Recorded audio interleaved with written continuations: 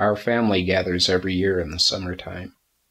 We began these reunions after our mother's death so that we would stay connected to each other. I nursed it in my bosom while it lived.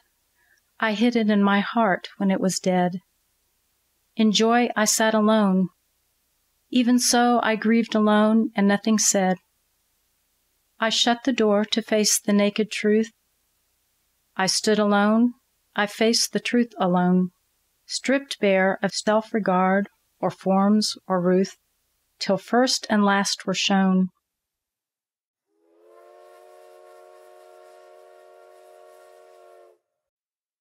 In the late 1930s, Mary Ellen Richardson met George Emanuel Maupin. After a brief courtship and against her parents' wishes, the couple eloped. During their turbulent and troubled 30-year marriage, they would struggle through the births of 14 children and face uncertainty, heartache, and tragedy. Oh, they were madly in love. He would brag about that he could drink anybody under the table. Birth control was a sin, and mortal sin. You know, we go to hell, mortal sin. Her face was ashen, you know, it was gray. I've never seen anything like that. She flat did a crossing, and regardless of how ridiculous what he said, she backed him up. He would call me into his room at the end of every single day, and I had to give an accounting for everybody in the family. He was trapping the boys in the middle hall where he shut the doors and beating them with rubber hoses. And Pop was having, you guys lock me out of the house. It was hard to have empathy for other people in the family that were in pain also. Didn't matter the situation. Uncle Adam could always make you feel better. It was almost like she was our last hope.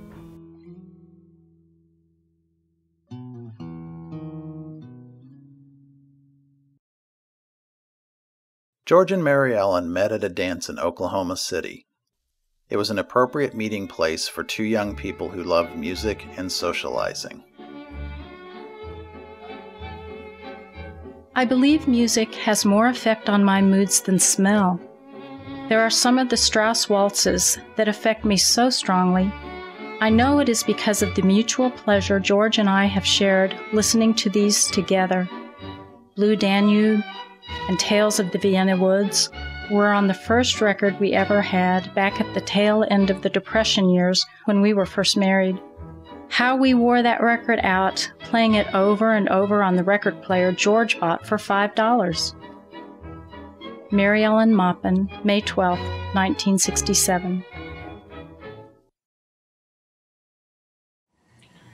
They pretty sure they met at a dance studio. I think maybe she was taking lessons, maybe he was taking lessons. Now that may be wrong. Mary Ellen can tell you better. But it was dancing on there. Maybe picked her up on a dance floor. I don't know.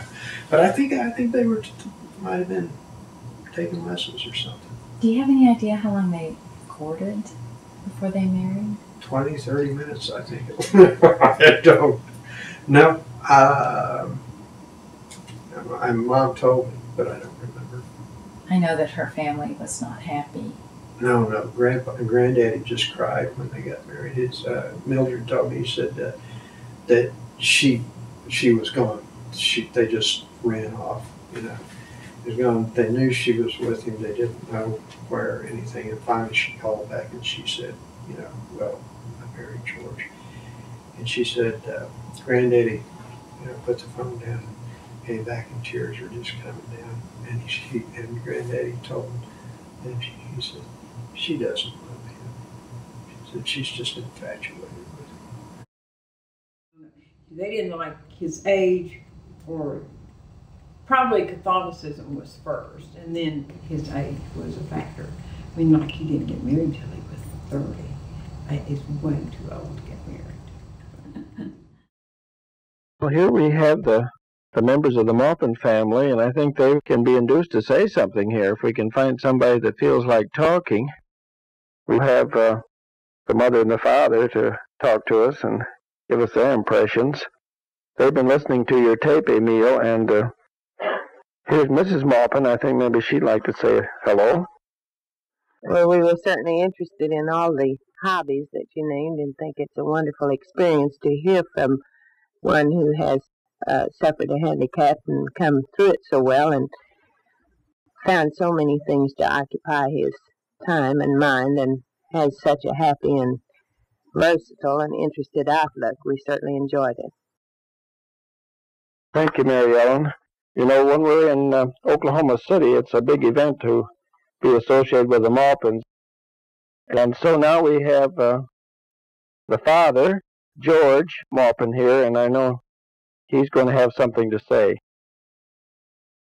Emil, this takes on all the earmarks of an old-fashioned country literary, as they used to call it in the country schools, and where everyone gets up and makes some little speech or something, and everybody kind of laughs or chuckles, you know. So I'll have to recite something from Bennett Cerf's new book on limericks. Maybe you've heard them.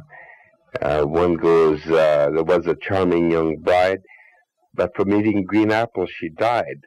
They soon had fermented within, lamented, and made cider inside.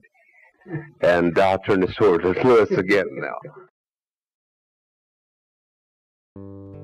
Underlying all else was the love I held for the man I had married, the highly intelligent, intensely charming man with a virtually unlimited potential. Oh, they were madly in love. So it was, because to me, from a very early age, that seemed like a really peculiar concept. Things were in their relationship at a point that didn't seem possible to me. Yeah, I know. It surprised me, but that's one of the things I learned from, I think, Mary Ellen, that they ran off to get married.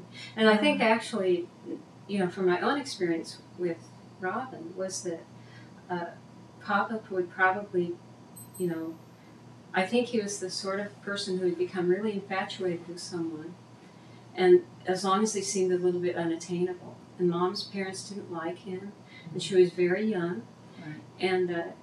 And she was also, I think, had a little wild side. I mean, she was a Scorpio, and she would go out with him on these little liquor runs, you know. Mm-hmm. And so he was a good dancer. He probably seemed like kind of glamorous to her, and he good looking and kind of different, not a wasp. Mm-hmm. So a little bit dangerous, and she...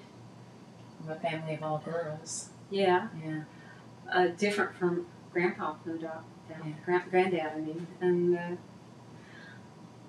And then by the time, but Papa, of course, I mean, I think he got tired of people, you know. Mm-hmm. They would seem really wonderful to him, and then he would find a flaw. Mm-hmm. And once he found your flaw, you were done. Yeah. He didn't like you anymore. Yeah. And he didn't like her anymore, but he had married her, yeah. And they had a kid, and then they had another kid. So, I mean, I don't think he, kind of that idealism. Mm-hmm. Born Baby Richardson on October 27, 1918 in Oklahoma City, Mary Ellen was the youngest daughter of Mamie Rowena Smith and Lloyd Madison Richardson. The couple had 3 other girls, Jessie, or J.O., the oldest, and the twins, Madge and Mildred. Their youngest child, a son, died in infancy. According to her older sisters, Mary Ellen was the apple of her father's eye. I was quiet, believed by most adults to be very shy, and I suppose I was. But to me, there was nothing painful about it. I simply loved peace and quiet. So did Dad, I think, and this was the strength of the bond between us. This was why he preferred my company to the others. Maybe they were more chatterboxes, though I cannot now picture Madge or Mildred in this context. J.O. perhaps, but not the twins. Mary Ellen's father, Lloyd, held a variety of jobs, including bookkeeping, working for a publishing company, in a broom factory, as a bean farmer in Arizona, and at a Navajo ordnance facility in Flagstaff. Lloyd's passion was music. He played trombone with the Oklahoma City Symphony and also with the Ruby Nance Dance Band, a group that performed regularly at the Oklahoma State Fair and other events. However, his musical instrument of choice was violin. While living in Flagstaff, he sometimes played fiddle for square dances. At the local radio station KLPR in Oklahoma City, he was a part-time DJ, and as an amateur pilot, he flew Piper Cub aircraft. After finishing 8th grade, Mamie Rowenia took a course to secure her teaching certificate. She taught in a one-room schoolhouse for at least a year. After marrying Lloyd, she raised the couple's 4 daughters and managed the household. In the late 1950s, Lloyd and Mamie settled in the small town of Cache in southwest Oklahoma, where Lloyd served as mayor for a number of years. In 1974, they returned to Oklahoma City, where they spent their remaining years.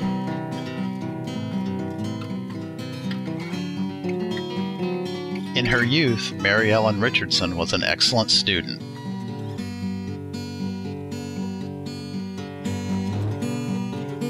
Graduating from Capitol Hill High School early at the age of 16.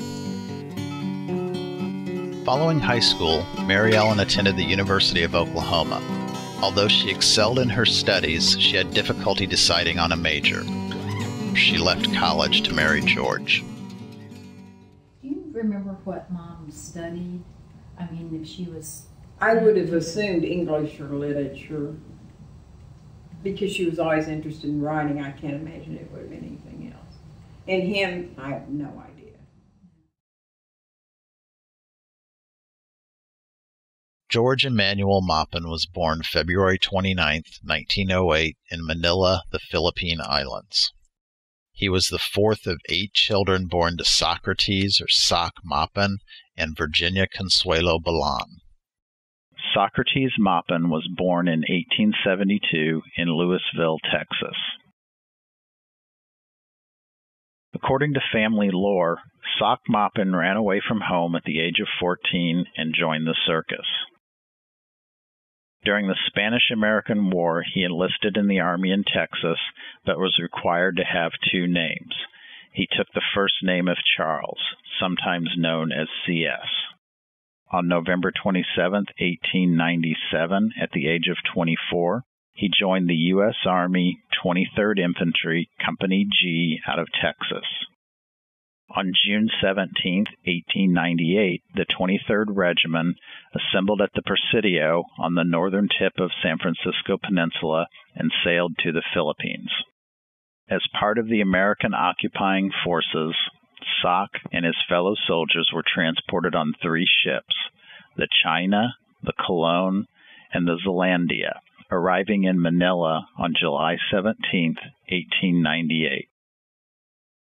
While in the Army, he served as a quartermaster in charge of land and water transportation and, according to his own father, also saw service in China's Boxer Rebellion. In the Philippines, he served with future General John Blackjack Pershing. During his tour of duty, Soc met Virginia Balan, a native Filipino who had been raised by nuns in a Catholic orphanage.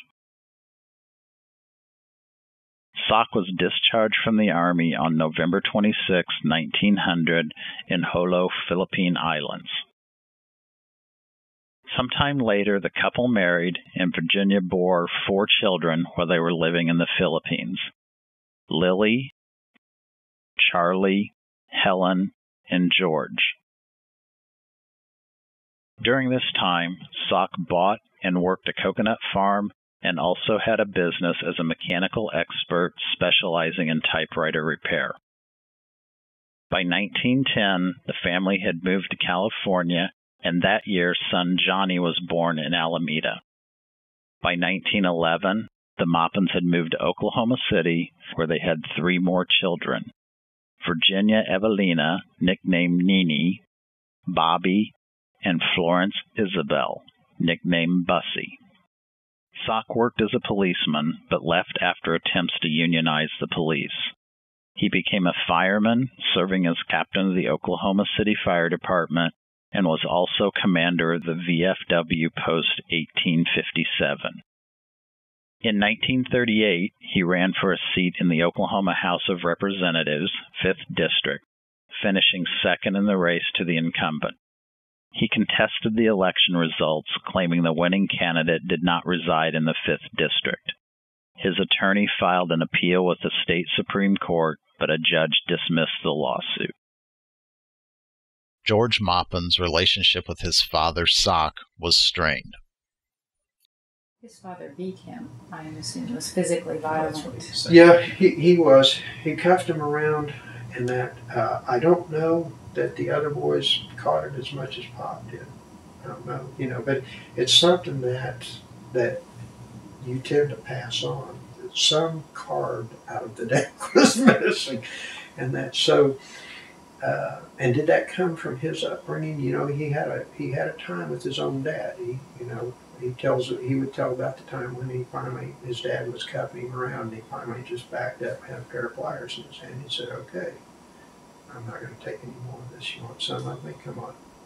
His dad was the black sheep of the family, in that he was a bit of a philanderer, if that's a good word for it. I don't know, but he, the rest of those guys were professionals.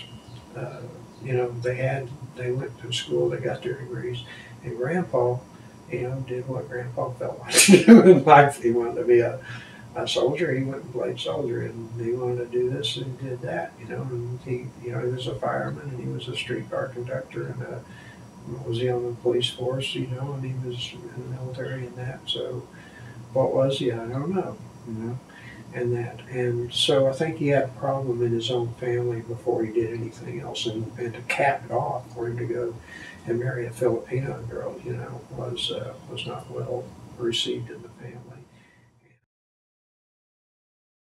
In 1928, George graduated from Central High School in Oklahoma City. He attended Tonkawa Junior College from September 1931 through May of 1932. Virginia wrote to her son in her native language, Spanish.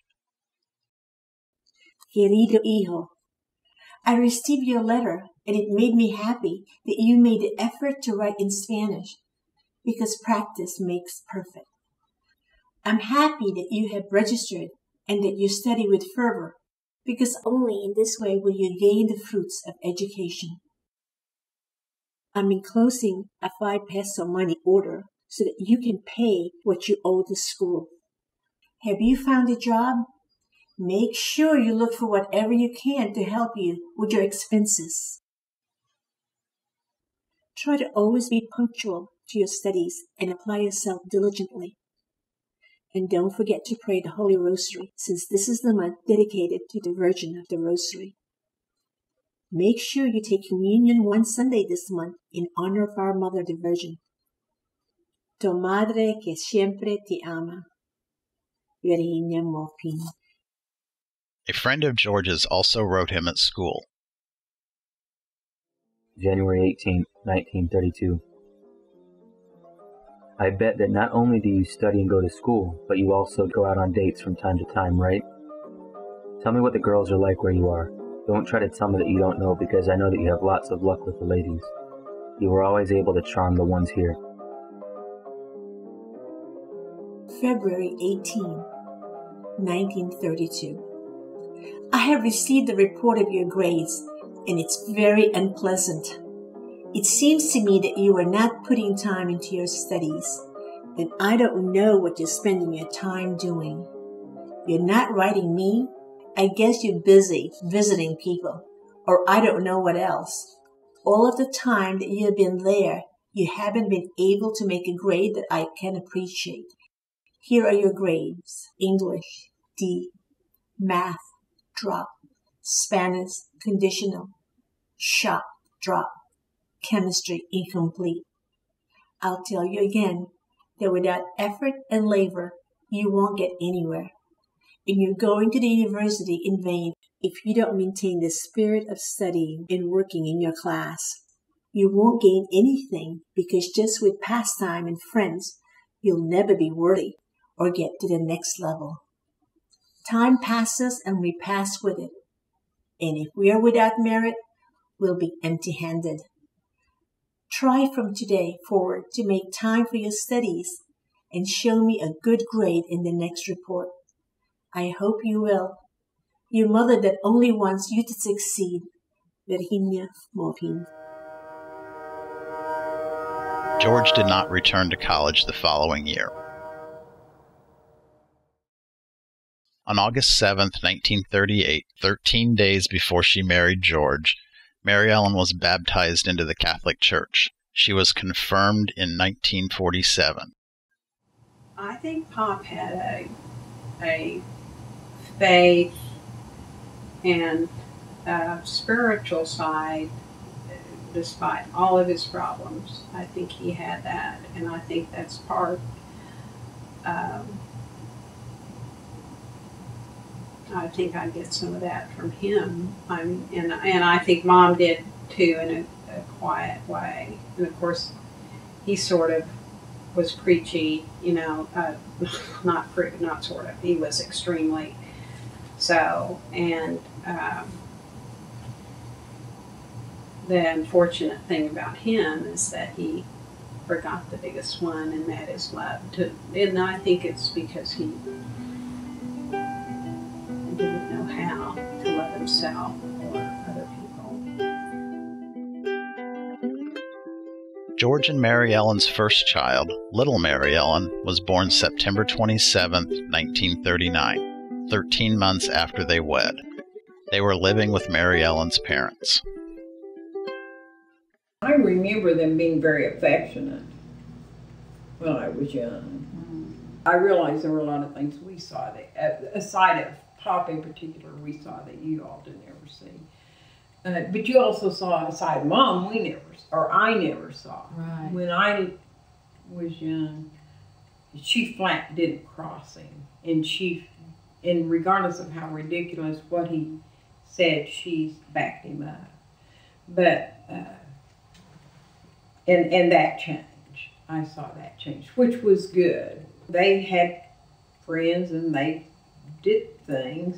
I think it was a more normal, probably what you would see in young married couples early on. But by the time we moved to 26th Street, I think it had started to turn around. They had physical fights. To me, it seemed like it happened every night when he got home from work. But Mom fought him back, that I know. I mean, at least to my child eyes, it looked that way. She didn't just cower and let him beat up on her. I don't remember ever having black eyes or anything like that. My recollection is more tussling together. And I think I didn't like to watch it. I think I went to another room. I actually don't remember him drinking a lot. Oh, you know, whenever Frank Bynum would come over or something, they might have a drink. They weren't active in St. Francis Church. And when they started St. Patrick's up, they were. And St. Patrick's had these dinner dances. He would brag about that he could drink anybody under the table. So he drank before they were married. The alcoholic signs were there, but he just wasn't a practicing alcoholic yet, is the way I think of it.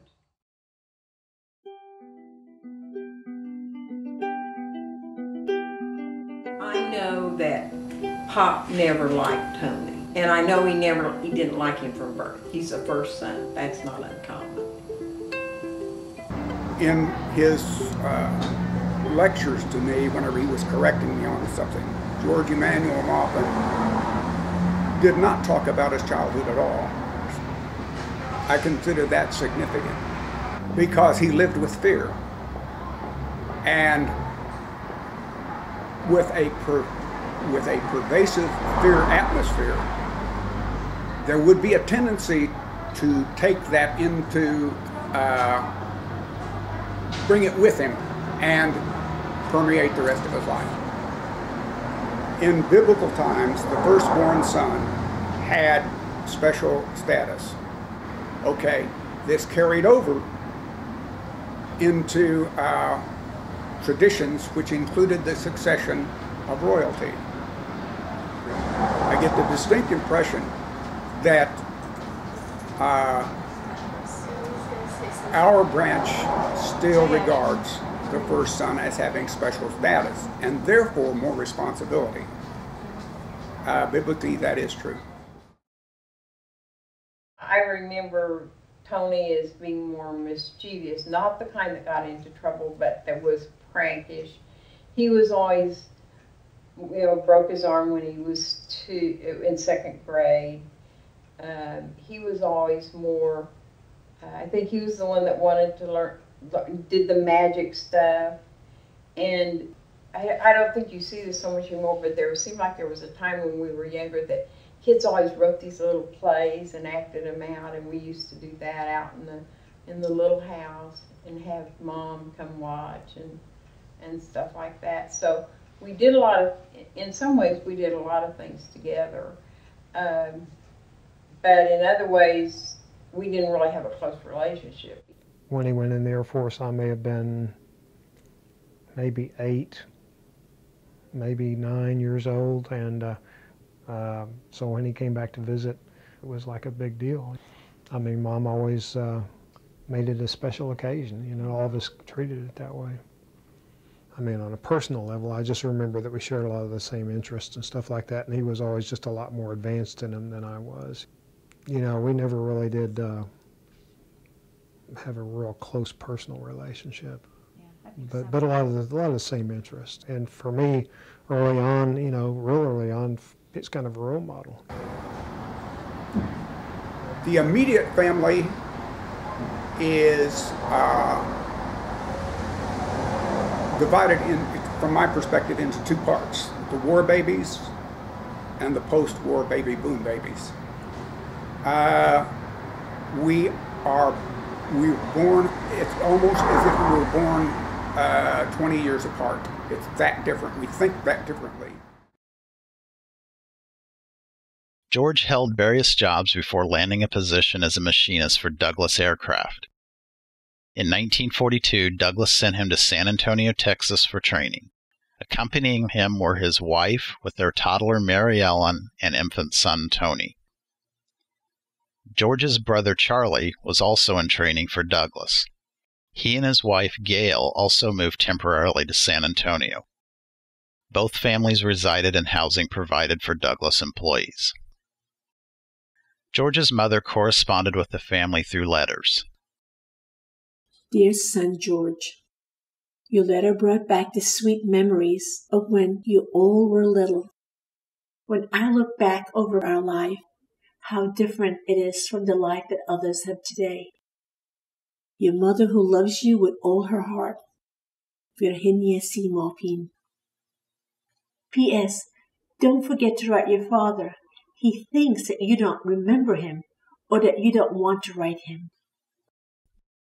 How homesick we felt when we ate at that restaurant on the riverside in San Antonio. We were the only patrons there at the time, and we found Vienna Blood on the jukebox and ran it again and again. I was close to tears. Something about some types of music affects me this way. The sheer beauty, the moving strains are sometimes too much to contain. Some people are affected by scents, reminders of something in the past associated with a certain odor they noticed, perhaps even subconsciously at the time, and the whole scene comes back to them with all its nostalgia. And the music does this for me. I know there was a period of time when Mom and Pop were, and some of you all were living in San Antonio. Can you? That was, Mom was pregnant with me in San Antonio. So, okay. And what happened was Pop went down there for training to get this tool and die job at Tinker. And was Charlie and, did Charlie and Gail go with Yes. them? Okay. And that was when Aunt Gail told about the time, and Tony was maybe 6 months old or so, that Aunt Gail tells a story about that Pop is beating on him. and they're outside the apartments or wherever they're living, discussing whether to call the police. Did they? And no, I don't think so. He would get out of control. I think, of course, with the drinking and everything, that kind of behavior, came on.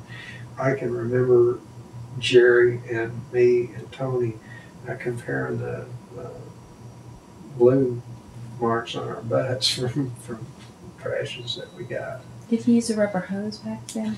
I used a rubber hose, but the rubber hose wasn't, the rubber hose wasn't bad, The belts weren't bad. It was little limber Elm switches that really snapped and left you. The belted. He could put the marks on you with the belt too, so. And did Mom? And the fly swatter. Man, you'd have that fly swatter handled. Did Mom punish you in the same way? Yeah, she did, but hers were laughable. You had to cry to make her happy so she'd quit, And then back to Oklahoma City. And I believe then is when we moved to 44th, Southwest 44th and Western. Frank was born at the house on 44th till we moved to 26th Street. Teresa was born on 26th. We must have just lived there a couple of years. And then we moved to Ann Arbor when I was 7, and she was about 5 years younger than I. Jerry says he was born on 26th, so that and he was born in 46 or 47. My early memories are from the house on 26th Street, and the most vivid memories are when I was just about to turn 4. It was a Christmas, and I was just about to turn 4, and I got a little red wagon, and Tony got a scooter, and that's a color picture in my mind. I'm probably standing in the living room looking out the door. Tony's out on the street with his scooter, playing in the traffic. Pop doesn't seem to care. George was hired as a machinist at Tinkerfield Air Depot in Midwest City, later Tinkerfield Air Force Base. He worked there from 1942 until his retirement in 1973 at age 65. He have a workshop? The well house. He had micrometers and he had all those kinds of tools. George loved tinkering with all things mechanical. For extra money, he rebuilt generator windings, constructed flashings, and repaired small appliances, clocks, and watches. Before Prohibition was repealed in Oklahoma, George also made money as a rum runner. He believed that traveling as a couple would arouse less suspicion from the police, so Mary Ellen sometimes accompanied him on those runs, hiding the bottles underneath her seat.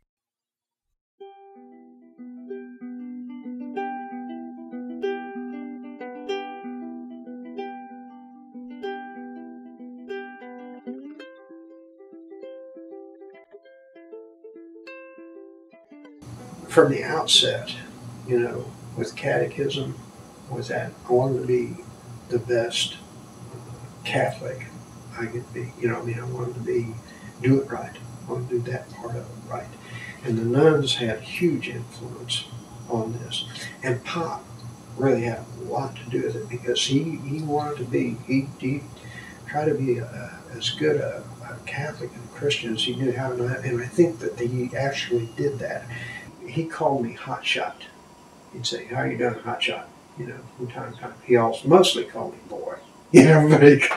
But I remember, and I would think, what's he talking about, Hot Shot? It sounded like ketchup to me, and I liked ketchup, so it couldn't be bad. He treated me better than he treated anybody else. So I got beatings, but not anywhere like Jerry and Tony got them. I had Pop's favor more than any other son, I think, more than any other son. So that helped, but I would have, and I sold out to have his favor, and you know what I'm talking about, and that. So our relationship between me and Mary Ellen and Tony was a bit of strife, you know, in there. I very much wanted their love and acceptance. When I look at it from Tony's point of view, you know, I can understand why, because he was getting whacked all the time. And if I could blame something on him, I'd do it, you know. I'd let him take it, you know. Before I was, you know, Justice. No, I was more after Pop's favor in that. I didn't have any character as far as that was concerned. That's why, you know, I look at you guys and I think about those times and how I abused the authority that I had, and I think, I don't even know how you guys can even like me or stand me. You know what I'm saying? And because of that way, and that, so I'm glad that it wasn't all that way. You don't see all of that, but I wish I could have stepped up and handled it better. I didn't. Didn't have the character. You know, some people got the character. Stuff you're born with and stuff you're not born with. You know, you can't do so. I wish I'd had the character. I wish I'd had the character to be a better brother. I don't think he was getting the emotional response he wanted from Mom. If you're not getting a response from your partner, what you're looking for, a man can get a bit hostile about it. You know what I'm saying? Because he doesn't understand it. And a man wants this, you know. He wants that woman to just think he's God, you know what I'm saying? But anyway, some good response, you know, and it was less than that. And Mom was very reserved about her emotional response to us, and that there's a place in you that nobody belongs but you and God. Those are the only two people that belong there. He was getting into that private space where he didn't belong. And Mary Ellen helps me with this. She gets on me about it, but you know, but she helps me understand that Mom's emotions were very deep, and they were there. They didn't come out the way we thought they ought to, and that's kind of what part of Mom's makeup. That she was not that way, and I think that was what aggravated me about Mom, is I wanted more, but Mom was loving to me, as loving as she knew how to be, and that there wasn't anything wrong with her. Since Pop was always on her about that, I thought, well, you know, something wrong with Mom, and just picked up on that, and it grew. So for Pop to respond in a hostile manner to some of that is understandable for any man. I can understand that. I don't think there was something wrong with Pop there. I mean, I would go visit him at Texoma, and we never had an intelligent, intellectual, you know, any kind of intellectual exchange. I was talking to him one time, and I cannot remember how I poorly worded the question, but it was like, you know, just about looking back on it, and how do you view the mistakes that you've made? Kind of, you know the things that you did wrong. And he said, like what?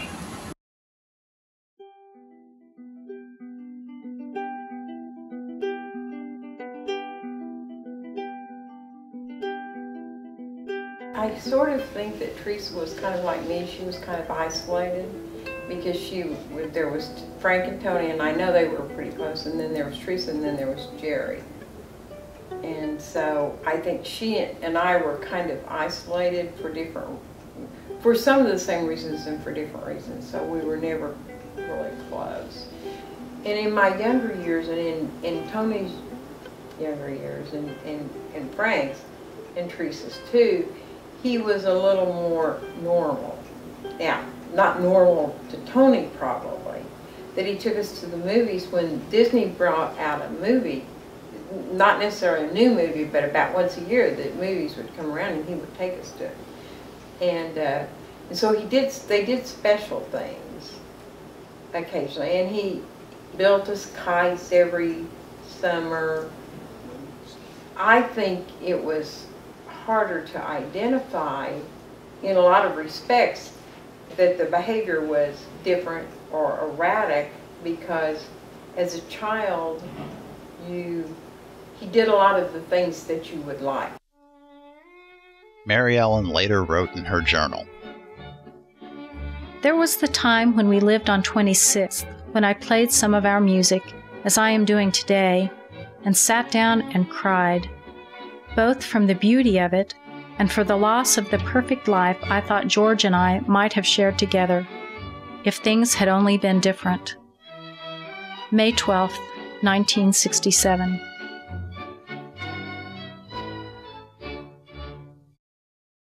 After Teresa's birth, Mary Ellen conceived again, but suffered a miscarriage. She later wrote about this time in her relationship with George. We had 4 small children when I was first forced to face the fact that his influence could leave their lives immeasurably, perhaps permanently damaged. I began to plan to leave him, pinching pennies in order to put back enough money to carry out these plans.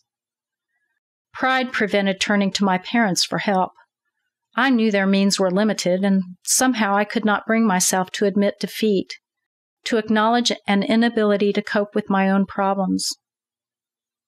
I had mistaken his domineering ways and powerful possessiveness for strength of character, and I leaned on him to fulfill a need of my own. All my life I had sought out someone to tell me how to act, what to do, often even what to think. I could not stand on my own 2 feet and be a whole person alone. Though occasionally I teetered precariously on the brink of a deep and passionate hatred for him, in my heart I knew I should be incapable of such strong emotion if no vestige of love remained. And the hope persisted that I might one day fill his glaring, desperate need for love. It was a lonely process, for gradually I came to realize that this man was totally unacquainted with love, incapable of giving it, and fearful of accepting it. The depth of the dark fears and the distrust that constantly tortured him inwardly were to me shocking, unbelievable.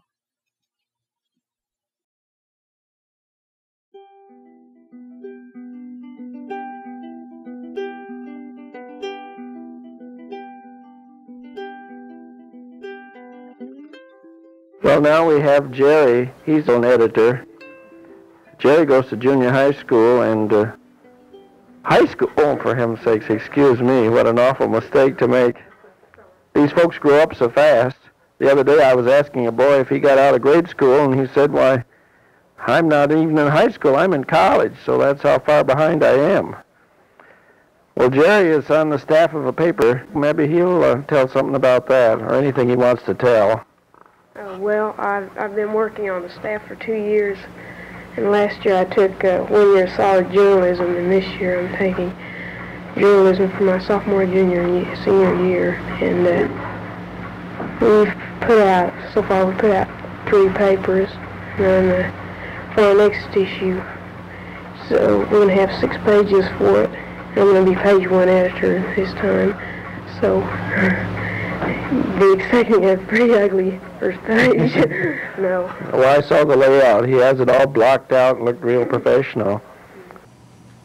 I never felt comfortable around pot, even as a child. It was just instinctual, I guess. You know. Were you pretty young when you realized maybe there was a lot wrong with him? I was just, a little bit creeped out around him. And every now and then he'd be, real nice. Like they used to go shopping at grocery shopping, and they'd go down to Burger Brothers, and down on about Southwest 4th and Walker down in there, and you'd go out there, and there'd be a street vendor maybe selling tamales, and there'd be panhandlers, and I remember watching Bob give $50 a quarter to some some guy that was, I don't know, he was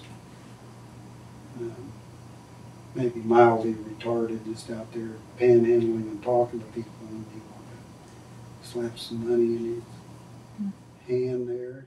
They went out a lot on the weekends there for years. Every weekend they'd go to, you know, Mike and Louise Manuel, or they used to go to places like Nicolosi's and, you know, throw down some beers and eat. And of course Pop used to come home tanked sometimes. And, you know, if he was really tanked, he'd pay me for babysitting. And if he was real tanked, he'd get generous too sometimes, you know, a couple extra dollars. You would be in charge, so we were supposed to say the rosary because he wasn't there to monitor it. So he'd leave and you'd say, okay, 1, 2, 3, and we'd all say the rosary. And then we'd be done. But you were kind of the entertainment director. And then you'd do little skits and stuff, as I remember. I have a specific memory of you making, like, out of aluminum foil, making a top hat. And I don't know, like you're doing a song and dance with Rita or somebody. I don't remember that, but I'm sure that it was a lot more fun than the rosary. And there was like the rosary and the night prayers. The rosary, the litany, and the night prayers. Okay, I thought the litany was separate from the rosary. I thought it was all that stuff was, to me when I was a little kid, was, you know, like the litany. It was like he'd say, yakety yak yak yak, pray for us. And I thought pray for us was one word. Pray for us. P-R-A-F-R-U. And then they have mercy on us. That was another chant or whatever. And that always sounded, that was, you know, just sounded better to me. Pray for us was just kind of dry, you know, no fun.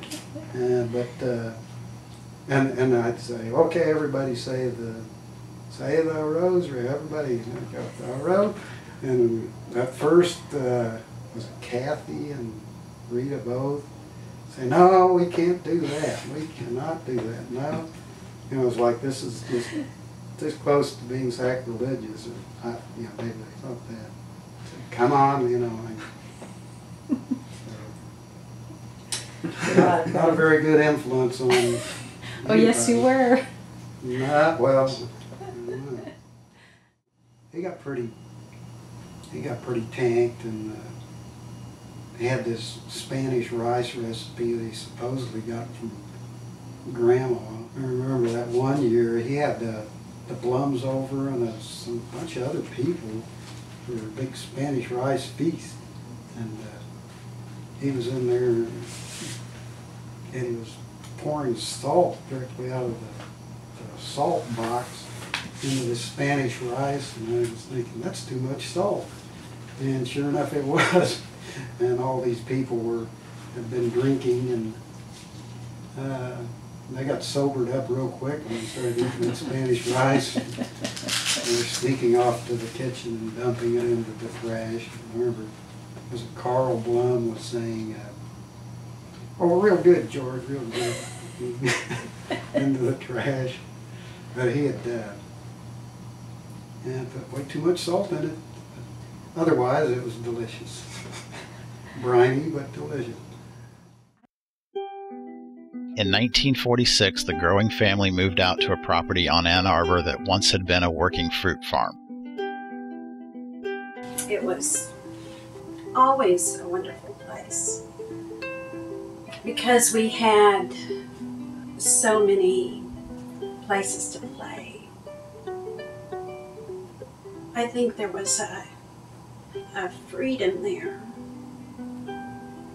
that once we moved into town we missed.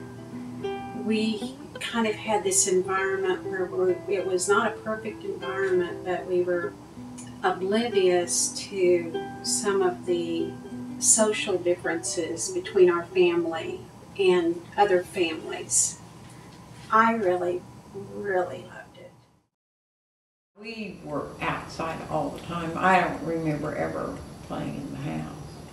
I loved that place. There was an apple orchard, a pear orchard, a peach orchard, a cherry orchard, and 2 grape vineyards.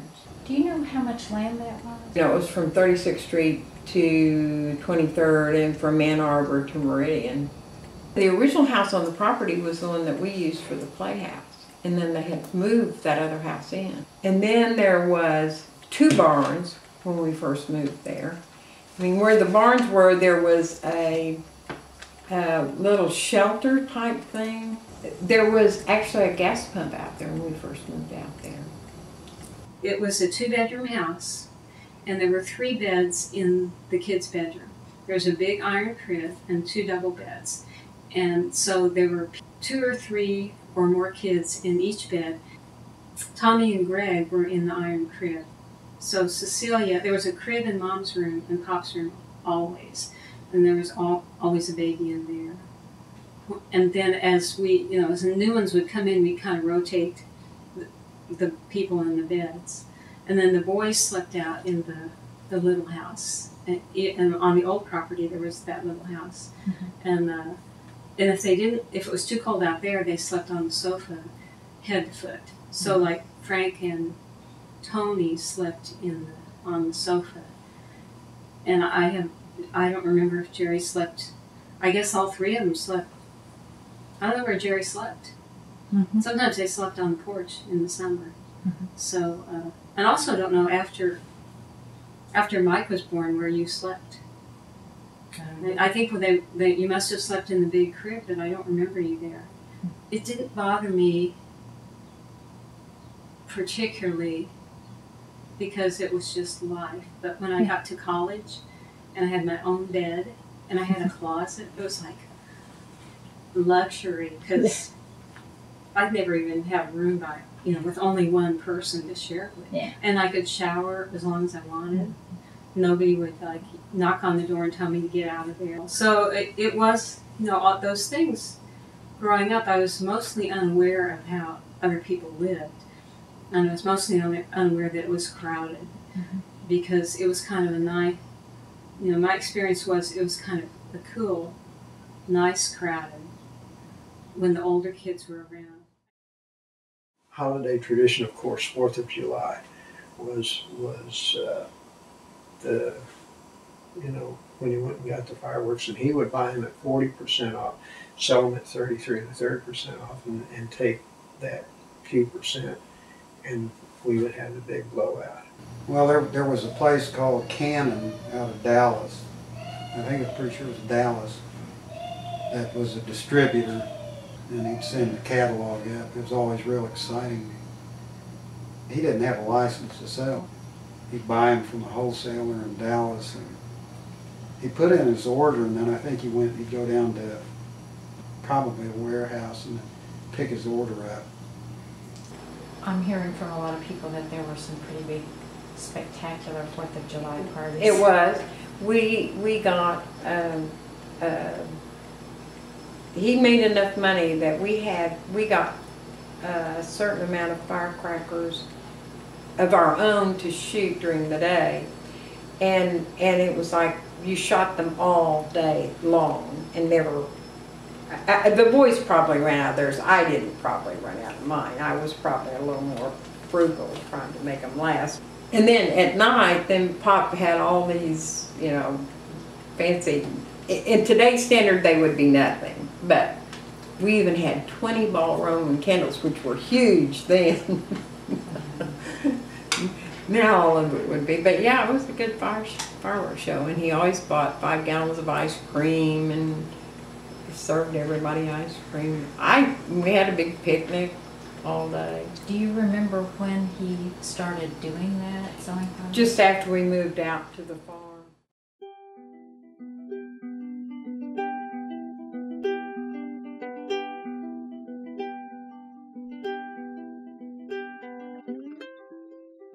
Over here we have Catherine, and she's pretty grown up now.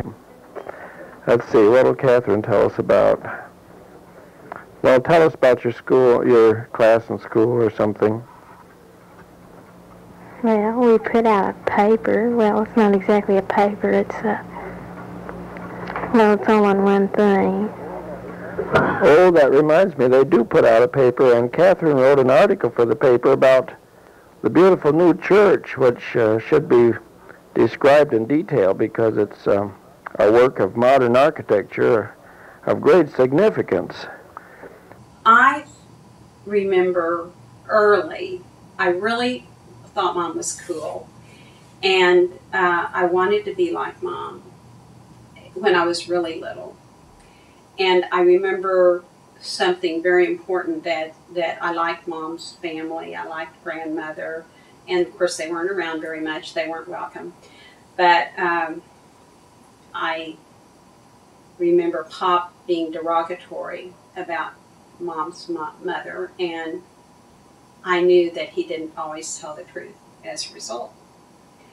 When I was in the 2nd grade, I would watch her talk on the phone and flip her cigarette butt into the ashtray. There was a little blue cobalt ashtray with 5 little extinguisher holes on each end, and they'd pretty much be full by the end of the day. But so and she smoked Herbert Carringtons, which are pretty strong cigarettes. I remember lighting one of those up when I was in the 2nd grade. I was imitating Mom, was what I was doing. And so I thought she was, I was very positive in my view of her. That changed when I became older. I think she was very sad, and I really looked at her and just knew that I needed to do whatever it took so I wouldn't ever be in her position.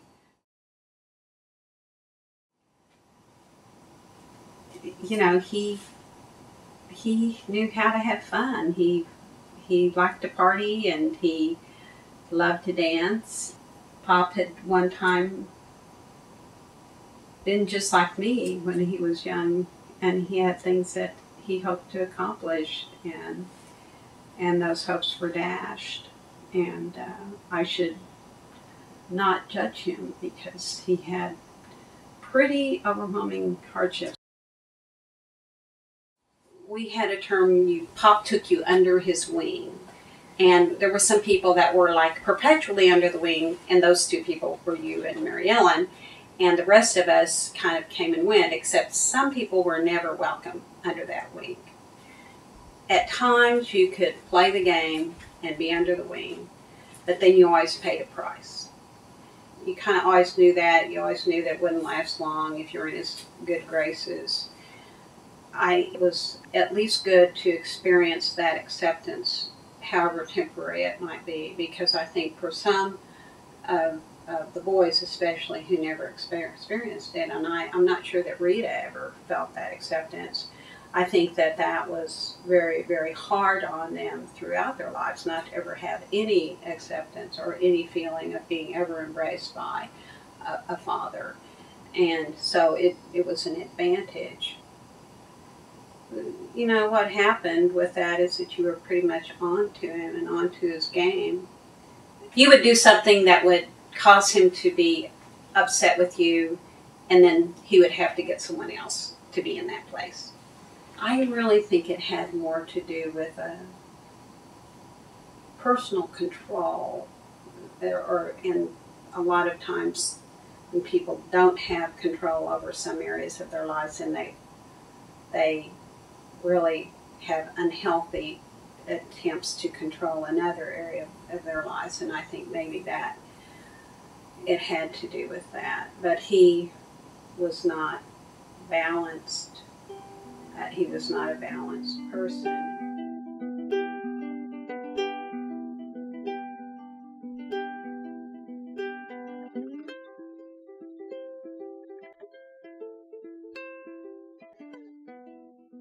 Here we have a real nice, affectionate and sweet girl.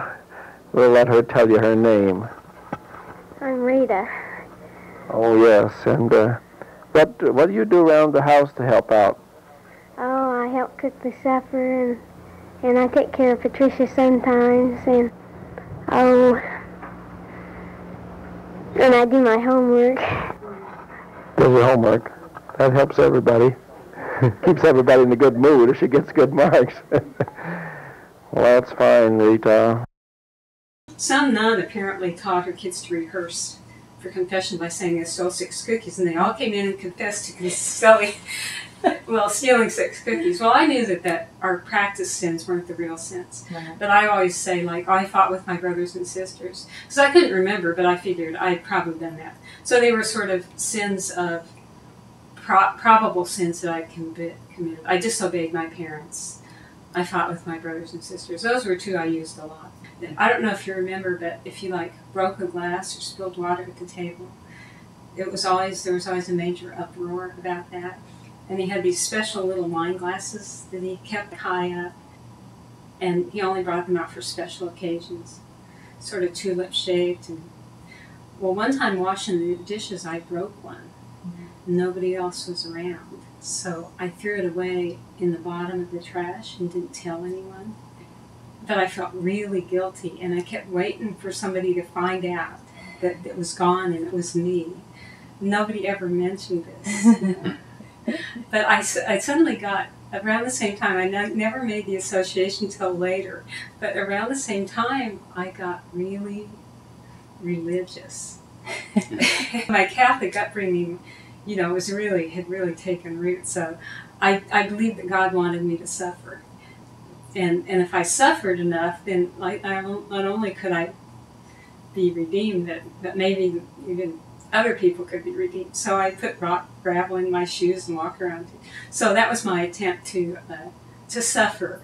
Well, I guess the point of that thing of breaking the glass was really about how tied up the religious training was so tied up with Papa and what he wanted from us. It's like he wanted us to be perfect. He had some idea of perfection that we could never meet.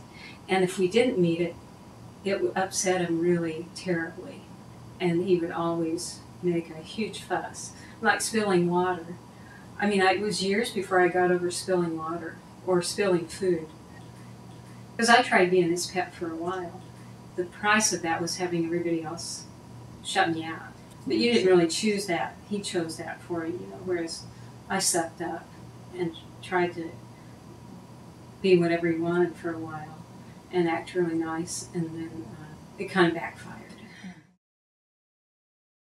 Well, I have tried to remember times when Mom was really happy, and when I would know that she was happy, and I don't actually remember, but I remember being really small and being at home in the day, and there was a gallon of milk on the table. Somehow this milk got spilled all over the floor. And I remember Mom going and throwing herself on the bed and just crying and crying and crying. And I remember going in and watching her and wanting to help, but not really being sure what was wrong. So again, it's like the spilling of milk was a disaster, even to Mom. And I didn't, at that time, understand what the problem was. But I wanted to help, even though I was little, And I don't know, I might have been 3 or 4.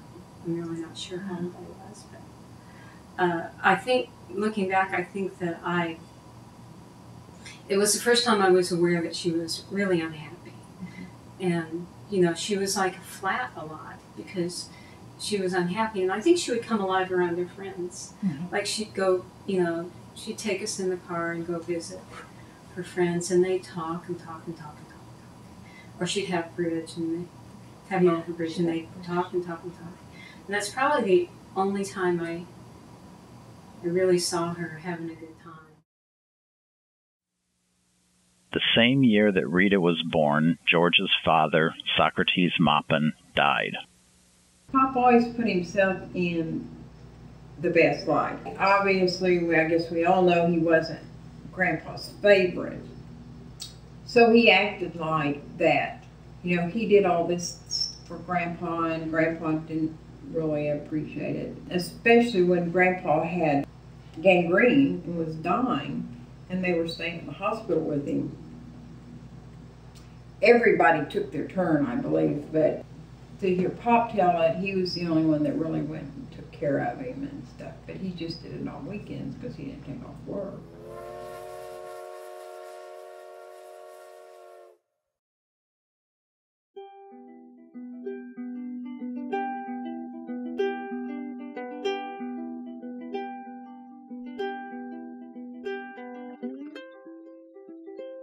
Gregory.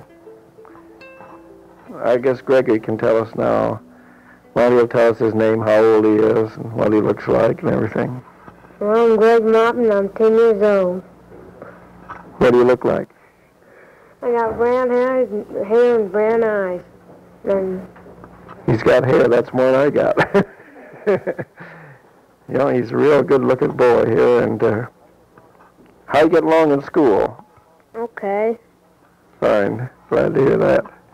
And what's your favorite sport? Track. Oh, he's a track runner, too. We all play games out in the backyard. We play giant step. Greg was really a cute little kid. Kind of mischievous, I think. He was very bold, and I remember being agog at how brazen he was, because if we had company, we were expected to be quiet and be very mindful and obedient acting, which of course we were expected to do that all the time, but Greg would go jump in people's laps and, you know, like almost be like Curly on the Three Stooges. Not quite that bad, but he loved attention, and he would often seek and get it when we were, you know, we had company over, and we had company over a lot. Greg would come up and sit on his lap, and I don't know how old he was, or maybe he'd, you know, sit him on his lap, and Greg would start doing things to him, like pull on his eyebrows and stuff like that, and you know, really annoy him. He didn't realize he was being obnoxious, I guess. He had a habit of walking into a social situation and being highly inappropriate. And I just always kind of thought that there was something different about him, that he was, I believe there's a good chance that he was bipolar, because he had these, this dual personality thing where he'd be really okay to be around, and then other times he was just completely obnoxious. I mean, he was kind of a tattletale.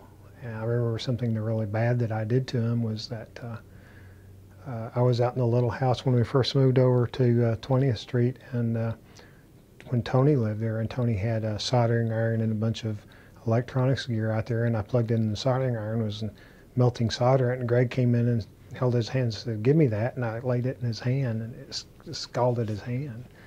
And I guess that was just me trying to get even with him for being a tattletale or other, because I knew he was going to tell on me. Greg was thoroughly convinced that Tommy stole his dollar and his ticket to Wedgwood Amusement Park, and he was ready to fight about it. He was yelling at the top of his voice, threatening, even cussing, accusing Thomas, shoving him around, trying to start a fight. His anger showed by the tears in his eyes. He threatened to sit up all night tonight and watch for anyone coming into the little house and beat them up. Mary Ellen, August 10th, 1965. When we were kids, Greg was a fairly cruel person. He, tormented his younger brothers. I think that was a common trait in our family. From what I saw, Tom and Greg kind of tormented me, and I certainly tormented Charlie. There was a lot of friction in the family. It seems like we were really close, and at the same time we could be really cruel to each other. And Greg had a special knack for cruelty. The times I remember Greg being nice are fairly limited. I remember when he got his motorcycle and he'd take me for rides. So sometimes he could be fairly generous. He could take us up, Charlie and I, up for Cokes at 7-Eleven and things like that. But he was very, I think the word is disturbed. I think Greg was disturbed from a fairly young age. He used to pin me down, and he'd get his knuckles and just pound on my chest with his knuckle just till I couldn't stand it, and he wouldn't let me up. You know, I used all of the siblings in the family as an example. I kind of evaluated the success of the older members of the family in the household, and what worked and what didn't work. Greg, you know, sucked up to Pop. Apparently, from what Tom has said and others have said, that kind of worked for a while, but I never saw it work. I just saw that he would put himself in a vulnerable position. I think what I learned from that was the more distance that I could keep from Pop, the better off I was. So I think I learned survival skills from everybody in the family, you know. I think that Jerry and Tom kind of taught me something about self-respect.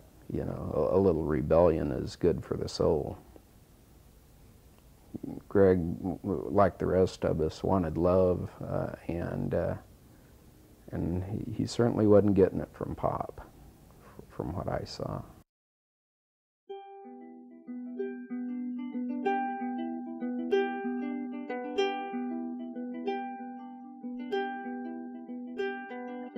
Next is Thomas.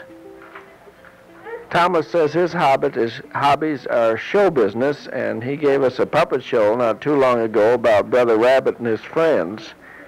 He's carrying a big book tonight. He's probably thinking up some more scripts or something.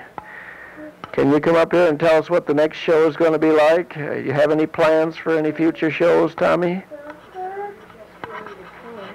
Oh, he's going to read for us tonight. He's going to read a poem. Old Mother Pulver went to the cupboard to get her poor dog a bone. But when she got there, the cupboard was bare, and so the poor dog had none. Well, that was quite a epic poem, I think. You know, the puppet shows were just because of Mr. Parsons. You know, he was, you know, he had an impact on the family because here was an outsider who came in, and he was always kind to us. Whereas Mom and Pop, because of their, you know, their fundamental job in having to discipline us, I thought of them as less kind. And Pop, he was, I don't think he ever really mastered the art of true discipline. And I remember when I started school and I couldn't read the flashcards, that he made me go stand out in a thunderstorm one day, and then Mom came out and got me later. I don't think after that point that I really had any sort of trust for Pop after that, or understanding of him. I viewed him as abusive. You know, they were both delivers of punishment, but Mom always seemed to be a little bit more of a buffer between us and Pop. You know, she was a little bit more of an administrator of mercy. When I went to Northwest Class and they offered me the elective of being able to be on the wrestling team, the fees were not something that I couldn't figure out a way to raise up the money for, which has always been a deal killer for me to get into sports.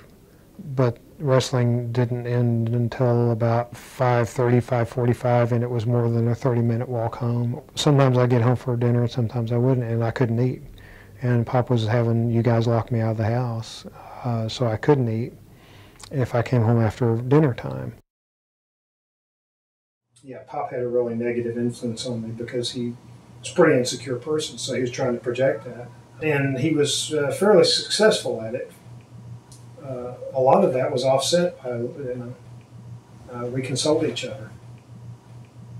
One thing that occurs to me is that as the further you get down in the family, we were less raised by Mom and Pop and more raised by each other. You know, I think in my later years I've realized that there's a lot about being a part of this family that has had an influence on me that I never really thought about.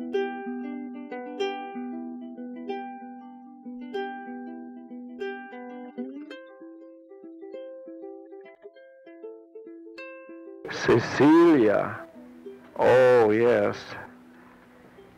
A beautiful one here. And she studies Spanish. She's good in her reading. She comes home with hundreds every day. Do you like to go to school, Cecilia? Yes. Oh, you have to say more than yes. Now, let's see. What can we ask you that you'll have to say? What do you like? What do you like to do in school best? Read.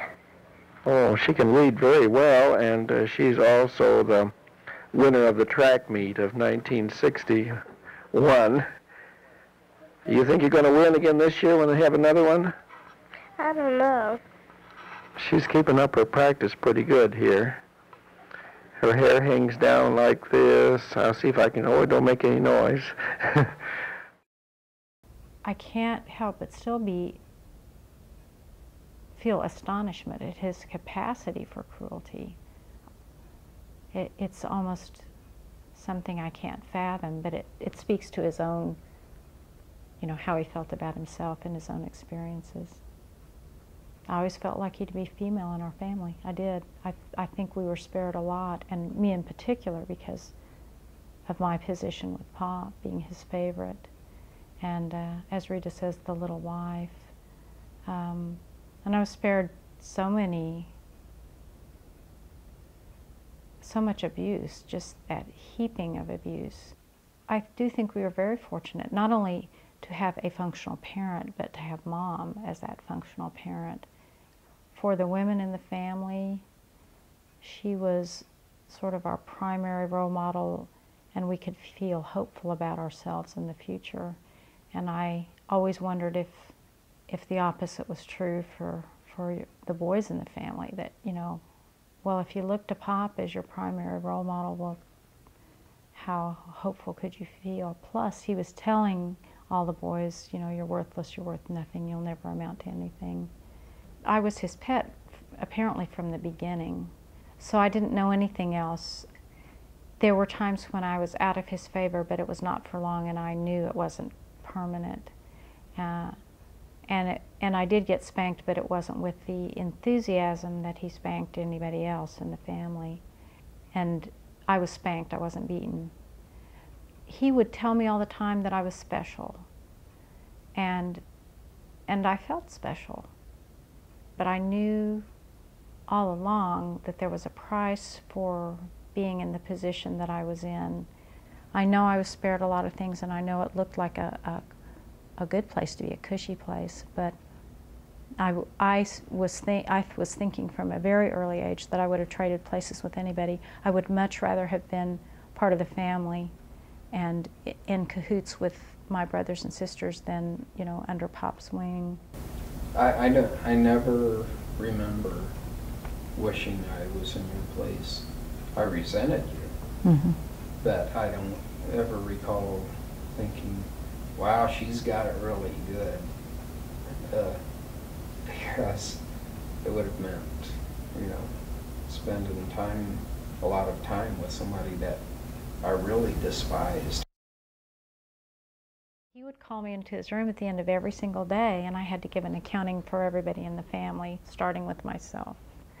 What I'd done that day to be a good girl, and what you all had done to be bad children. At some point I began to edit, and I could pick and choose what I told, but it was a pretty terrible responsibility, because if I let anything slip that he could grab onto and turn into something really big, then I was responsible for somebody getting, you know, beaten. Over time I began to understand nobody in the family liked me. All the kids saw me getting preferential treatment, and if I'd been in the same position, it would have made me angry as well, and I would have been mistrustful of me. So I was a little kid, and I was given a lot of power over the other kids in the family, and I wielded that power with all the enthusiasm and wisdom of a little kid, you know. And I was mean and cruel and ratted people out, got people in trouble, was gleeful about it. You know, I was always trying to find favor with Pop, and then I was always looking for an in with anybody else in the family. You know, trying to get in with somebody, trying to have allies and not feel isolated. I think that we all felt isolated. But I always felt guilty and ashamed for being in that position. I did terrible things to people, you know. I wish I'd shown more character. On January 26, 1955, Carol Angela was born. She had 5 sisters and 5 brothers. 5 days after Carol Angela's delivery, George visited Mary Ellen at the hospital with some devastating news. It was like the end of January, and it was like a teacher's meeting day or something like similar to that.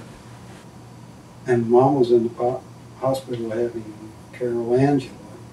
I got to have Jimmy Schonecker over for the day, and Frank had Mike Schonecker, and it seemed like David Best over.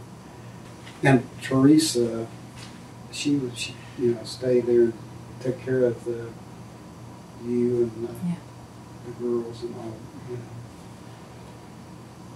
And it seems like Papa was giving her a hard time. She was really down because it was a day off school, and everybody, all the older children had been allowed to invite friends over to play. And other children loved to come because it was such a wonderful place to play, and none of her friends could come.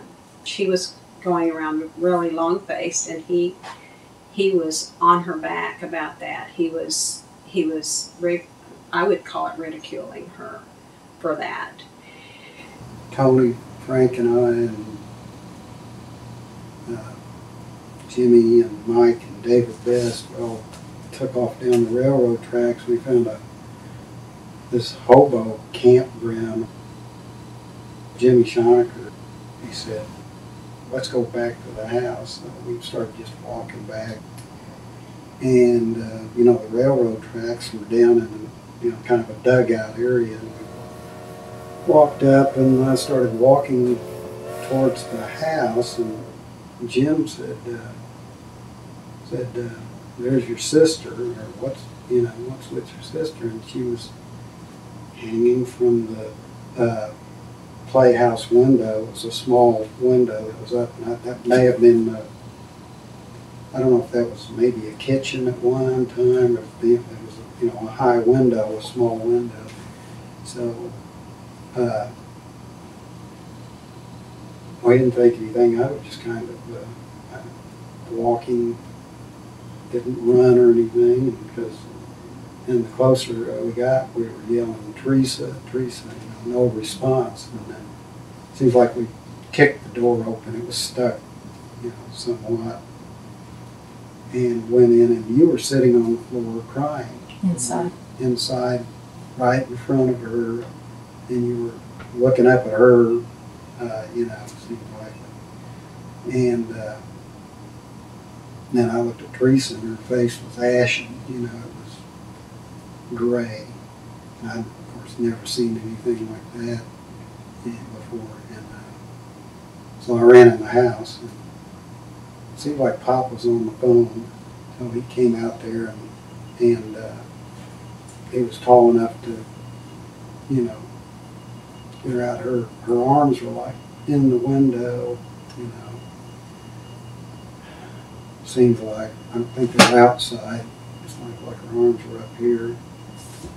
And of course that window, the sash was, it was a rope type sash, and the rope had broken, so you just, when you raised the window, it was kind of jammed up there, and it would slam down on its own. So anyway, we think it was because the door was stuck, and she'd got caught in the window, and maybe going to climb in there and get Cecilia, I'm not sure, but she was all black and blue, you know, was what, her face was, gray, and just around her eyes was almost really black. She was, what do you call it, cyanotic pop.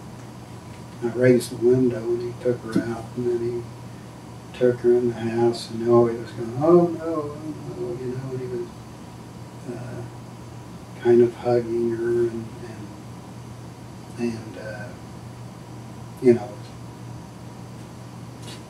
pretty helpless to the situation. I guess it was Mike Schoenecker started giving her, by that time they had her on the living room floor, and he was giving her what they used to call artificial respiration, where they put you on your stomach and lift your arms back, something like that. He learned that in the Boy Scouts, maybe. Later on, the pulmotor came. They used to call pulmotor from the fire department. It was, a rescue team, and they had an oxygen mask with oxygen tanks, and put that over, and there wasn't that. Somebody said she had groaned, and then at that point, Pop had all of us heard it, except for, I think, Tony and Frank. It was from me on down. And maybe Jim Schoenecker was with me. We all were ordered to go into the bedroom, and we were told to pray. Teresa had lived only 10 years and 8 months. Her death on January 31st, 1955, was the first in the family. Services are pending at Smith and Kernke Funeral Home for 10-year-old Teresa Maupin, who died Monday while hanging from an improvised window through which she had climbed to get into her playhouse. She was the daughter of Mr. and Mrs. George Maupin, 5101 Northwest 23rd, the parents of 10 other children. Her body was found by a brother, Jerry, 9, with her head caught between the sash and the sill of the window in the playhouse at the rear of the home. The child, who is a student at St. Patrick's School, was reported dead on arrival at St. Anthony Hospital. Her father, a Tinker Field employee, applied artificial respiration until a fire department pulmotor squad arrived.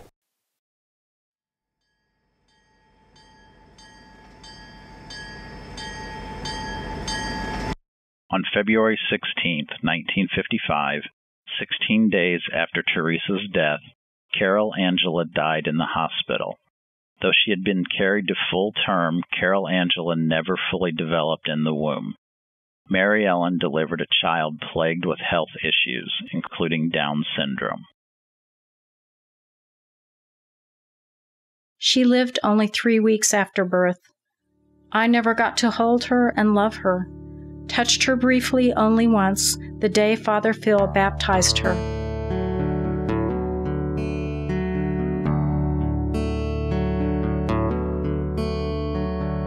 Morning time brings the rain, a callous face, a secret pain.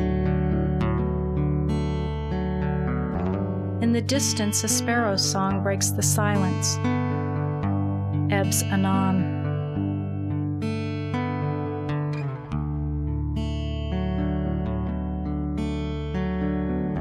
Old passion, memories rue of a love lost in the mind's eye view.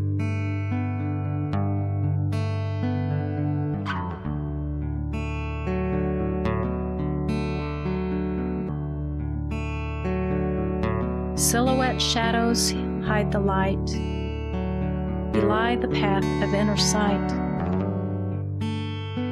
Happiness taunts a game of chance. The turn of the card is the gesture's dance.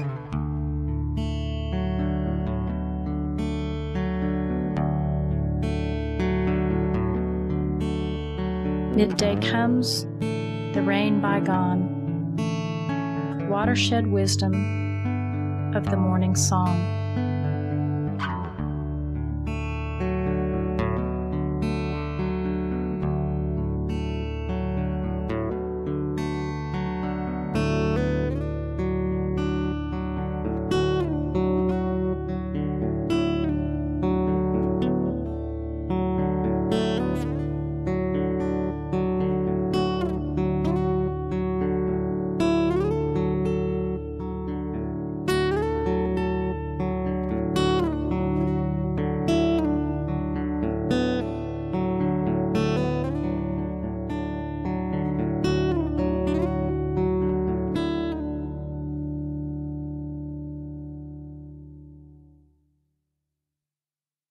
remember waking up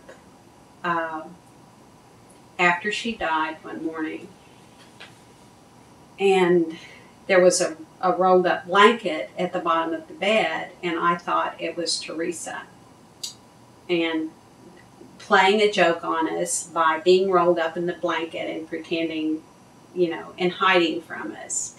And of course it was not Teresa. But that was the way she was, kind of. She would have done that. She was very playful. Through the loss of Teresa and the baby, I kept my strength up somehow, and some semblance of calmness. I remember a day when I lay in bed after those two deaths, crying, and a friend came out and was commiserating, assuming that the grief was the result of these losses. And I thought, if she only knew. The deaths I can sustain. Indeed, what else can be done? Death is surely one cold, hard fact of life that cannot be sidestepped, turned away, avoided. The only true choice one has here is to either accept it or rebel against it, thus making yourself sick and not changing the fact of the situation at all. But the problem I lived with, and the true source of my grief, getting along with these little ones' living father, was much more real, here present, getting worse every day, and seemingly insoluble. The year 1955 brought additional tragedy.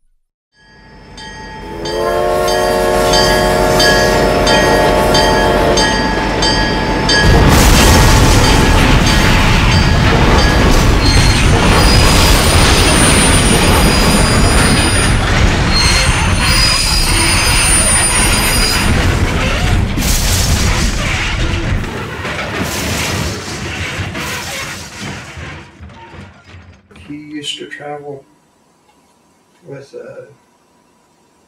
3 other people to tinker. And I think they lived out in Bethany or something. They would stop and pick. The other guy's name was George, and I can't think of his last name. And there were 2 women that traveled with him. And they were in a Kaiser. Old Kaiser was what this George fellow that he rode with. And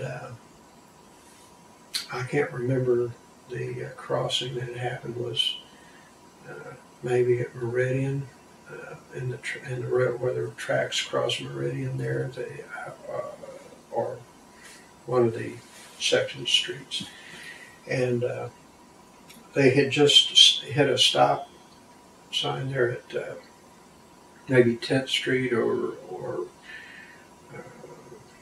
Reno or wherever. They had just pulled away from that and were headed kind of downhill toward a crossing. It was like 5 or 6 in the morning, and they went across at the same time every time. And the train was late that morning, so, and he was coming through, and